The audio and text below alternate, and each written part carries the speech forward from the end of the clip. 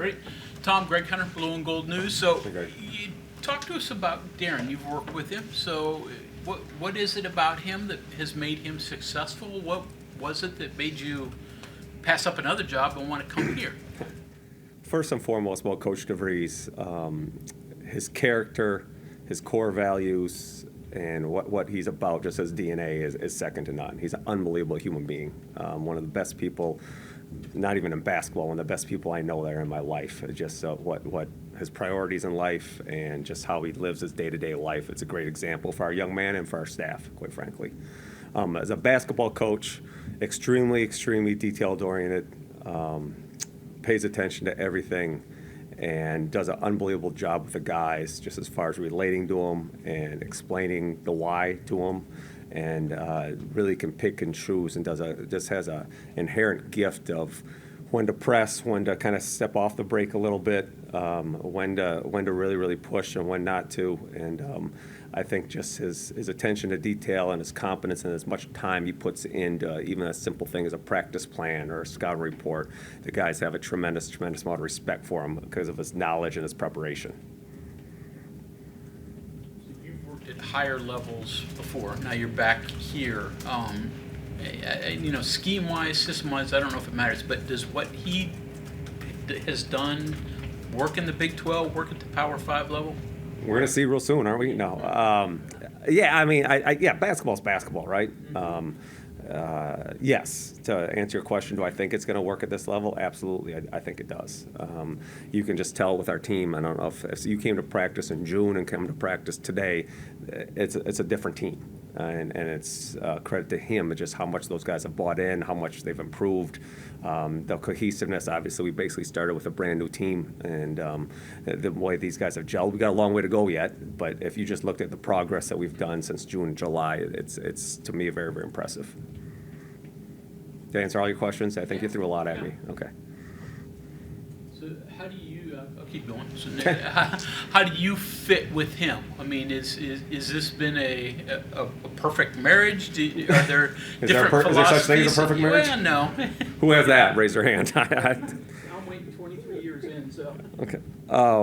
Number one, I think there's and I can only speak for me, but I think there's a mutual level of trust.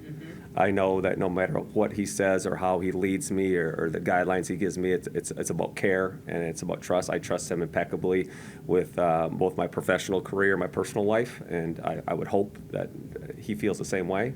I think we play off each other very, very well, and this is year 3 going on and being with him. And, like any marriage, to use your word, it takes some time to get used to, but I think after a little bit of time at Drake and now obviously here at WVU, that we both know, I kind of know what makes him mad and what makes him happy and how he wants things to look and what he likes and what he doesn't like, and so I hope I can do a good job of assisting him in every aspect of running a program. Coach Justin Jackson with the Dominion Post. How you doing? Hey, Justin. What's happening? Obviously Coach DeVries was in here, and you're going in an exhibition game. You're obviously not going to just open up the playbook in an exhibition game.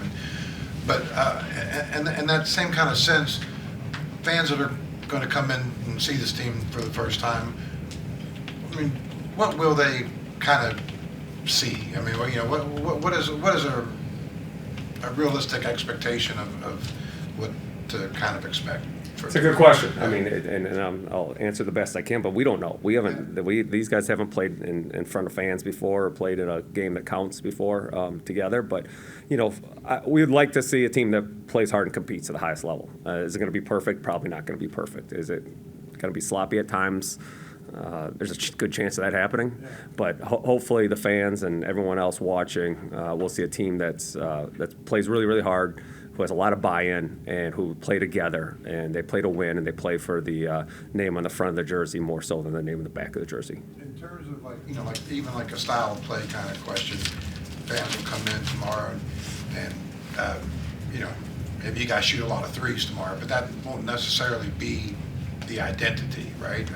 No, I mean, this is, it's not a cop-out, I don't think. This is an evolving process. This is a work in progress. We're in the second mile of a marathon, and it's different when you have, 7 or 8 returners and you kind of know what you're getting here. But again, I think the number one thing is a team that plays hard, that competes, has a little bit of grit about them, and then a team that plays together and plays for one another. I think that's the most important thing. I think the rest of it will take care of itself if we can get there.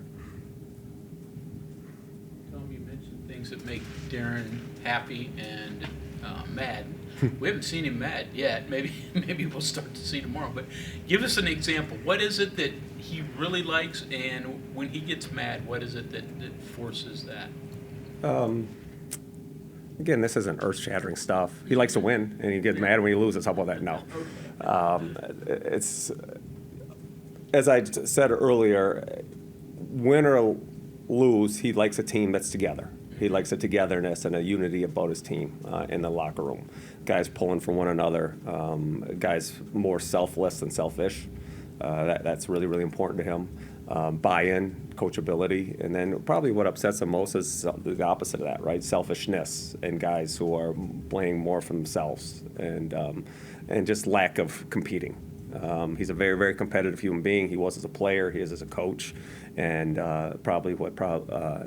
again, I'm speaking for him, but I think what probably upsets him the most is just a lack of competitive spirit. What's important for y'all? I'm sorry, Kevin Kendall. Hey, Kevin. Hey, what's important for you in that regard? Team building, all those kind of things. What stands out as important for you?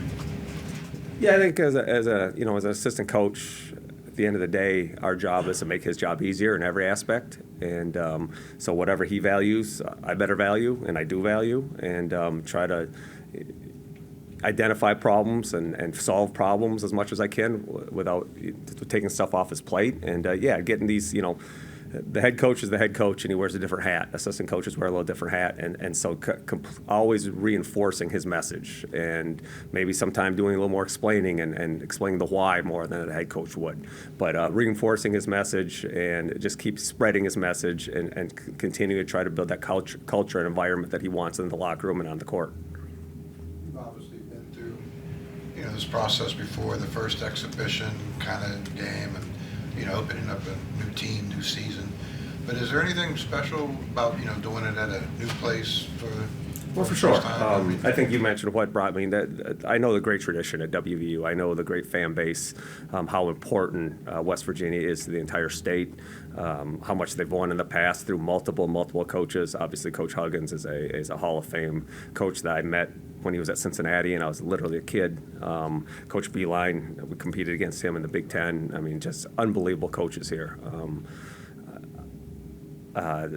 So it's a special place that has a special place in a lot of people's heart in this state, and it has a lot of pride. And so we're excited about that. This is the first time I'd say that in my career, and probably most people's careers, that you have literally no one who's, I guess, Amani and Buck are the exception, that have played together. And it's truly a brand new team. I've never experienced that before. I've joined a team, been the new guy, but never where everyone's new and everyone's doing it together. So we're anxious to get started. These guys have had a really, really good summer, a really good fall, and like I said, I think there's been progress, and we're excited to see what shows on the court tomorrow. Yeah, I was going to say, that's probably the biggest question, right? Just what it's going to look like. Yeah, right? exactly right. Yeah, when the curtains get unveiled and you're on the stage and everyone's watching you, we'll see what that looks like. Yes. Tom, I'm Mike. I work for 24/7 Sports. Hey. Can you just kind of take me through your off season, like the coaching change? You go to one school to another, you end up here. That's not. I'm sure there's a good story behind it, but it's a bit. I don't know. It's a good story. Mine, I was basically up until last week. I was living out of a suitcase since April. I was very, very happy at Drake. I enjoy Drake. I have a wife and 3 small kids. We really, Des Moines is a great place to raise a family, and then, that's part of the deal, right? It's the life we've chosen, but all of a sudden you get uprooted. I did, as you mentioned, was at another place for a little while, and I chose to come here I think I basically answered why, between Coach DeVries and my relationship with him, and just the great tradition and values of what West Virginia University stands for is the reason I wanted to come here. And So finally, I guess if you're asking about my personal life, I moved into a house about 2 weeks ago, finally, after living in a suitcase for basically 5 months. My family's here, and we're ready to get started. I'm not even sure if I answered your question, honestly. No, I don't know what the norms are in the profession. I have no idea, and it seems like coaches do move a lot. But like just to have that brief stay at Vanderbilt, and then the heart wants what the heart wants. I guess I don't know. Are there apprehensions about making a move like that? Is it just you do what you want to do and? Well, my family never moved to Nashville, so that I was there, yeah, but it'd be different if my wife and 3 kids moved there and we moved into a house and that kind of thing. They were in Des Moines, obviously. You make the move, and the hardest part is you make the move, let's just call it arbitrarily April 1st, well, your kids got to finish school, so they're not moving. So basically you go 2 months without being around your family, and that's probably the hardest part. Now, once your family, you get together, it is what it is. But my kids have loved Morgantown this far. They've obviously been in school. They love their school. My wife loves the community. The people have been so welcoming and so friendly, and it's really cool, again, to see a place where the entire state values West Virginia so much, and this university means so much to so many people. Coach, I'm Bob Virtual from Hey, Bob. everywhere. Anyway, as an assistant coach, I mean, you talked about your relationship with Coach and how you trust him and how he obviously must trust you too. What's it like, though? Coaches have their own philosophies, they have their own beliefs. Sometimes they go from one coach to a different one and have to start all over again as far as that. What's it like trying to be the alter ego of the head guy? I mean, and knowing that someday along the line you really want to have the same kind of job. I'm sorry, I don't understand. What's it like to be an assistant? Yeah, that's kind of what I'm asking. You have to. You wind up not running your own system. You wind up not doing your own kind of basketball. I've been fortunate for all the head coaches I've worked for. Number one, as I said, they've all been really good people. Anyone I've ever worked for is still a friend and a dear friend, and I consider them a member of my family, and I'm in close contact with everyone. You do have to adapt. Everyone's obviously different, and again, I've been fortunate where they've been great mentors for me, and I get to pick and choose as an assistant. If I put my head space in a place where if I was a head coach, what I like, what I don't like, and you kind of gather that, and you have to keep it in a notebook or keep it on a laptop and see what you do. But yeah, every coach is different. Like I said, I think earlier, it takes a little bit of time to get that marriage together and get to know one another. But I think Coach DeVries and I work very, very well together. And like I said, I trust him explicitly with my professional career and personal life. And I learn something new from him every day. He's such a bright coach, and he's so innovative, and he's constantly thinking. He's a deep, deep thinker.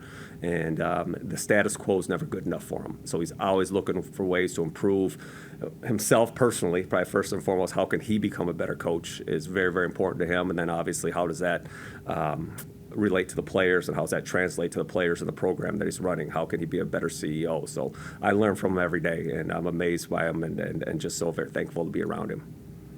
Your background a little bit, where'd you grow up? When and why did you gravitate to basketball as your career? You really want me to bore you with this? You can give us a Reader Digest version. So. I grew up in southern Minnesota, a little small town in southern Minnesota called Faribault.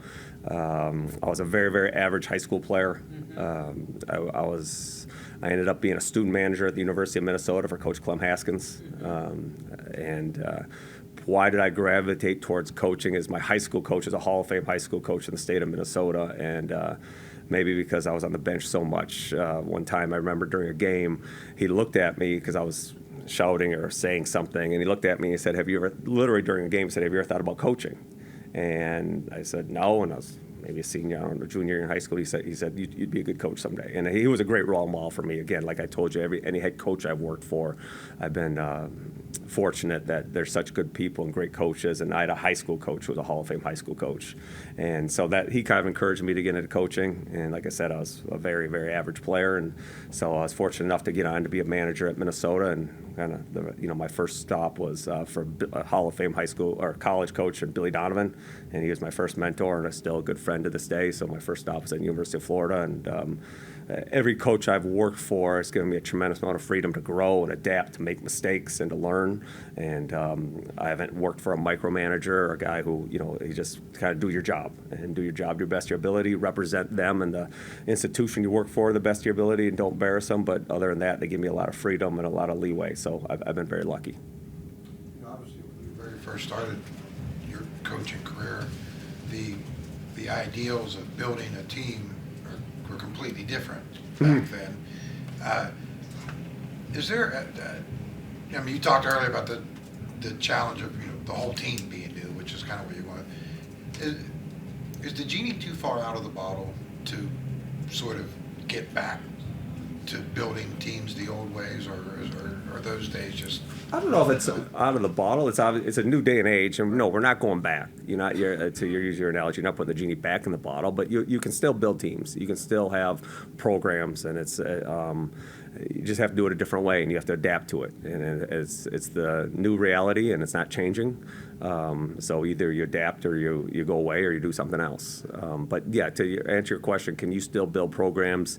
Can you still have chemistry and a group working together and kind of rowing the boat in the same direction? Absolutely, you can. It's just a different way. It's the new reality of college sports in general, and it's you got to embrace it, and you got to adapt to it and learn from it, or go choose to do something else. But yeah, I think the way Coach wants to do it here, we want to build programs, and we want to build teams that people can identify with and people will be proud of, and the state will really, really cheer for.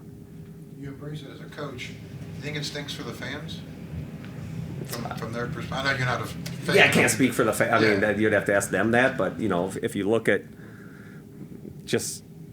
college football this year and just the numbers, I don't think the numbers say it stinks too much. I think from attendance and from TV ratings and stuff, to me the fans, I don't know, you probably know more than I do, but it looks like the ratings aren't dropping anywhere and the attendance isn't dropping. So again, I think they adapt to it, and as long as the programs they're cheering for and they support do the things we talked about, playing together, playing for one another, and represent the right way, I think the fans will embrace them. Keenan Cummings. Oh, sorry. Oh, no, you can correct me if you think I'm wrong, but yeah. Keenan Cummings with Rivals. I wanted to know, what have you learned about recruiting here in a short period of time, and what's your reception been like? Reception's been very, very, very positive. You're talking about reception from the recruits that, yeah, it's been very positive. Again, they know the great tradition, from coast to coast. When you say West Virginia, they know about the great tradition. They know about the great coaches who've been here in the past, multiple coaches, Hall of Fame coaches. They know about deep NCAA tournament runs. They know about kind of the identity of the program being blue collar and tough and just playing hard.